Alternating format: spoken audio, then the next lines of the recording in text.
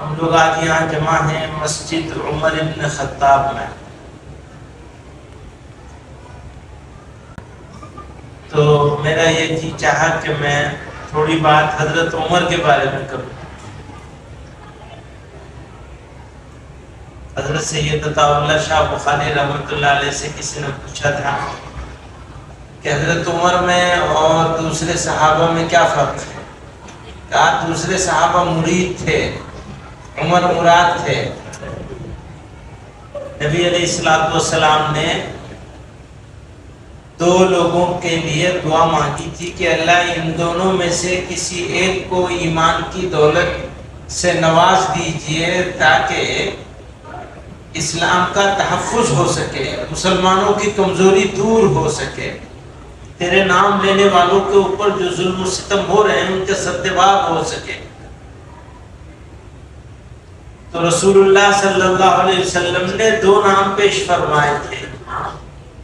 اللہ تعالی نے ان دونوں میں سے حضرت عمر کو منتخب کیا. تو رسول اللہ صلی اللہ علیہ وسلم کی مراد ہیں اور اللہ تعالی کا انتخاب ہے.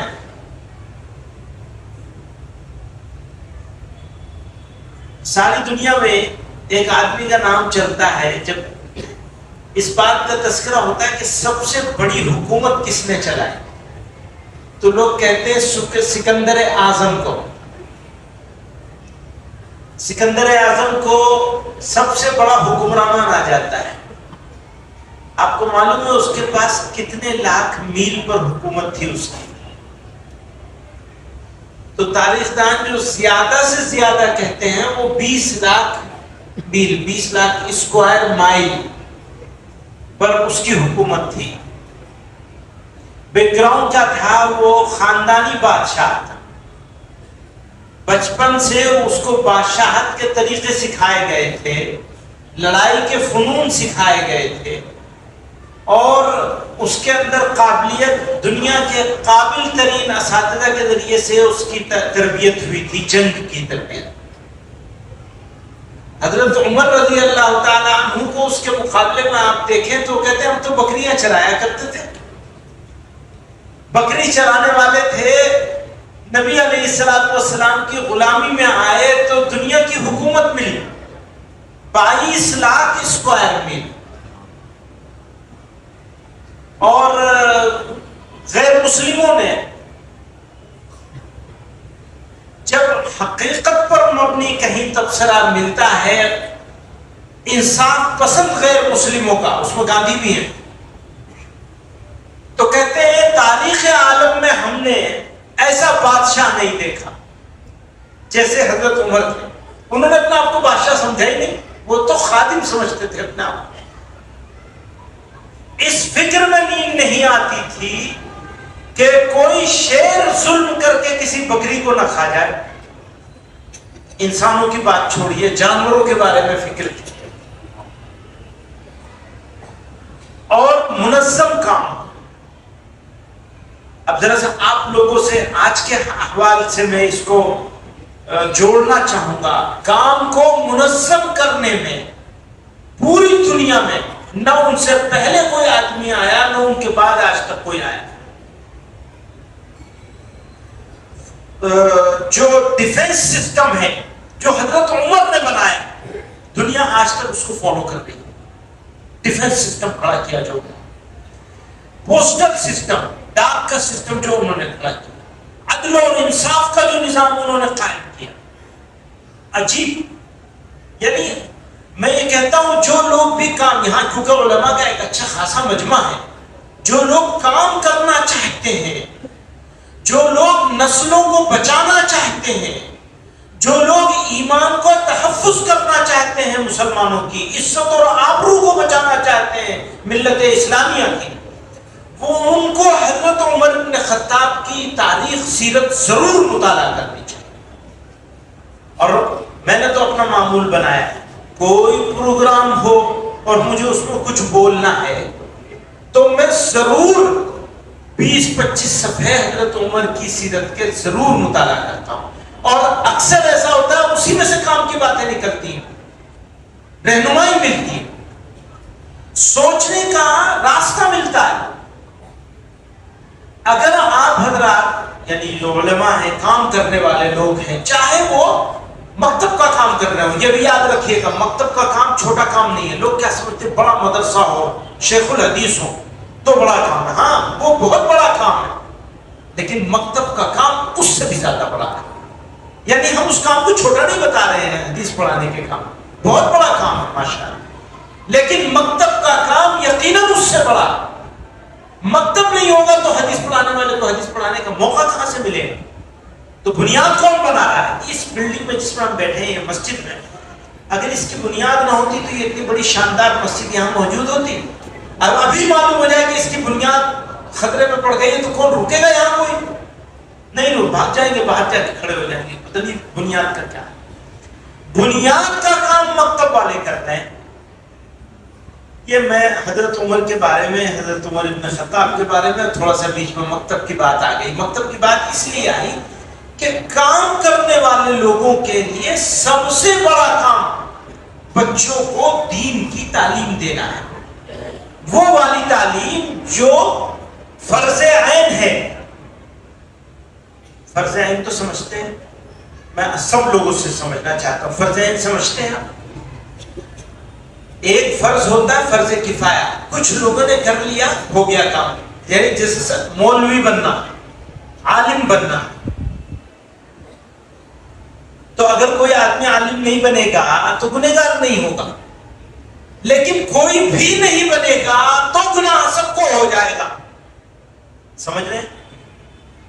سماج میں سے، ملت میں سے کچھ لوگ اگر عالم بن گئے تو سب لوگوں کے اوپر سے گناہ ہٹ گیا. کوئی عالم نہیں بنے تو سارے لوگ گنہگار ہوں گے. یہ ہے فرض کفایہ. کچھ لوگوں کے کرنے سے وہ فرض ادا ہو جاتا ہے. دوسرا ہے فرض عین، وہ سب کو کرنا پڑے گا. تو عالم بننا سب کے لیے ضروری نہیں، لیکن تھوڑا دین سیکھنا سب کے لیے ضروری. وہ دین سیکھنا اور اتنا دین سکھانا سب کے اوپر فرض عین ہے. علماء کے اوپر بھی فرض عین ہے. اتنا دین سیکھنا سب کے اوپر فرض عین ہے. تو بچے کو تو دین سکھا دیا، خود سیکھا نہیں تو پھنس جائیں گے. خود بھی سیکھنا چاہیے، شرم نہیں کرنی چاہیے. آج کل تو فیشن ہو گیا ہے اور ضرورت بھی بن گیا. میں ایک صاحب کے پاس گیا، بہت بڑے ڈاکٹر ہیں. ڈاکٹر وہ اس کے مریض والے ڈاکٹر نہیں ہے، ڈاکٹر کی بھی ہے انہوں نے کئی چیزوں میں. تو اور بہت بڑی یونیورسٹی، کئی یونیورسٹیوں میں وہ گیسٹ فیکلٹی کے طور پر جاتے ہیں، مہمان کے طور پر بلایا جاتا ہے. بڑا احساس ہوتا ہے یہاں بھی اور باہر بھی. کہنے لگے میں 6 ہفتے کے لیے پڑھنے جا رہا ہوں، ٹریننگ لینے جا رہا ہوں. کہاں جا رہے ہو؟ آکسفورڈ جا رہا ہوں. 6 ہفتے کا ایک کورس کرنے جا رہا ہوں. عمر معلوم ہے ان کی کیا؟ 72 سال. 72 سال عمر ہو چکی ہے. کہہ رہے ہیں میں کہاں جا رہا ہوں؟ پڑھنے کے لیے جا رہا ہوں. کتنے دن کے لیے؟ 6 ہفتے کے لیے. کتنا پیسہ دے رہے ہیں؟ 11 لاکھ روپے دے رہا ہوں. 6 ہفتے کی تعلیم کے لیے 72 سال کی عمر میں 11 لاکھ روپے خرچ کر رہے ہیں سیکھنے کے لیے. ان کا یقین ہے کہ سیکھنے کے لیے کبھی آدمی بوڑھا نہیں ہوتا، بزرگ نہیں ہوتا. سیکھنے کی عمر قبر تک ہوتی ہے. تو جو یہاں لوگ بیٹھے ہیں ہمارے سب، ابھی مولانا عفان صاحب تقریر کر رہے تھے، 2 باتیں، یعنی باتیں تو انہوں نے بہت ساری کہی ہیں لیکن 2 کا تذکرہ کرنا چاہوں گا میں. ایک تو تلاوت قرآن اور دوسرا فہم قرآن، قرآن سمجھنا. وہ لوگ سمجھتے ہیں اب تو ہم 40 سال کے ہو گئے، 50 کے ہو گئے، بچے کو سکھا دیں گے، ہمیں کیا ضرورت ہے سیکھنے. کیا ایسا ہو نہیں سکتا کہ یہ جو رمضان آ رہا ہے اس میں ہم قرآن، رمضان آنے میں 6-7 مہینے رہ گئے، کیا ایسا نہیں ہو سکتا کہ ہم سب لوگ یہاں موجود لوگ یہ ارادہ کر لیں کہ اس مرتبہ کے رمضان میں قرآن شریف جب سن رہے ہوں گے حافظ جی سے، امام صاحب سے، تو قرآن کو ہم سمجھ رہے ہوں گے. ایسا ہو نہیں سکتا کیا؟ نہیں ہو سکتا. جو لوگ اردو جانتے ہیں وہ قرآن کے اکثر 2/3 سے زیادہ الفاظ کے معنی جانتے ہیں. جو لوگ اردو جانتے ہیں، اتفاق سے کوئی قوم ایسی ہے جو اردو نہیں جانتی، تو اس کی تو مجبوری ہے، اس کو زیادہ الفاظ یاد کرنے پڑیں گے. اردو والوں کے لیے تو 2/3 الفاظ کے معنی پہلے سے معلوم ہے، یعنی آپ کی ووکیبلری ڈیولپ ہے. صرف 1/3 الفاظ کے معنی یاد کرنے ہیں اور پھر اس کا تھوڑا سا سمجھنا ہے. اچھا، جیسے سمجھنے آنے لگے گا ویسے مزہ آنے لگے گا. حالانکہ قرآن کو مزہ لینے کی چیز نہیں ہے. مزہ لینے سے مراد یہ ہے اچھا لگنے لگے گا آپ کو، آپ کا قرآن کے ساتھ تعلق بڑھ جائے گا. کہنے سے نہیں پڑے گا، کرنے سے بڑھے گا. تھوڑی سی کوشش کر لو، ارادہ کر لو کہ اس رمضان کو ایسا گزاریں گے کہ ہم قرآن کے سمجھنے والے ہو جائیں. ہو سکتا ہے پوری بات سمجھ میں نہ آئے، لیکن اگر آدھی بھی سمجھ میں آنے لگی تو اللہ تعالیٰ باقی آدھا جو ہے وہ اس تک کھینچ کے لے جائیں گے آپ کو. یہ قرآن آپ کو اپنے ساتھ جوڑ لے گا. پھر آپ بھاگنا بھی چاہیں تو بھاگ نہیں سکیں گے. جی نہیں چاہے گا بھاگنا. وہ جو بھاگنے کی نحوستیں ہیں جو ہمارے سماج میں بالکل کھلی نظر آ رہی ہیں، پرابلم کہیں اور ہے، ڈھونڈ کہیں اور رہے. آپ سمجھ رہے ہیں؟ پریشانی تو کہیں اور ہے. وہ ایک مریض حکیم صاحب کے پاس گیا. حکیم صاحب سے کہا میرے پیٹ میں بہت درد ہو رہا ہے. تو حکیم صاحب نے کہا اچھا یہ بتاؤ تم نے کل کیا کھایا تھا؟ کہنے لگے روٹی کھائی تھی. اور کیا کھاتا؟ کیسی روٹی کھائی تھی؟ کچی کھائی تھی؟ پکی کھائی تھی؟ نہیں، تھوڑی چھلی ہوئی تھی. اچھی بات ہے، بیٹھ جاؤ. دوا لکھ دی. جو وہ مطلب میں دوا لینے کے لیے پہنچا تو اس نے آنکھ میں ڈالنے کی دوا دے دی. تو وہ مریض حکیم صاحب کو واپس آیا، تم نے میرے درد پیٹ میں ہے، دوا تم آنکھ میں ڈالنے کی دے رہے ہو. تو اس نے کہا جب تمہیں جلی ہوئی روٹی نظر نہیں آئی تو میں تمہارے پیٹ کا کیا علاج کروں، آنکھ کا علاج کر دوں، آنکھ ٹھیک ہو جائے گی. تو تم غلط چیز کھاؤ گے نہیں. اردو میں ایک کہاوت مشہور ہے، مارو گھٹنا گھونٹے آنکھ. میں سوچتا ہوں اس کا مطلب کیا ہے؟ کس کو معلوم ہے اس کا مطلب؟ مارو گھٹنا گھونٹے آنکھ کیا مطلب؟ نہیں پتا نا. بیماری کچھ اور ہے، دوا کسی اور چیز کی ہو رہی، علاج کچھ اور ہو رہا ہے. بھائی غفلت سے بیدار ہو جائیے. قرآن صرف آخرت کی چیز نہیں ہے، یہ دنیا کی چیز بھی ہے.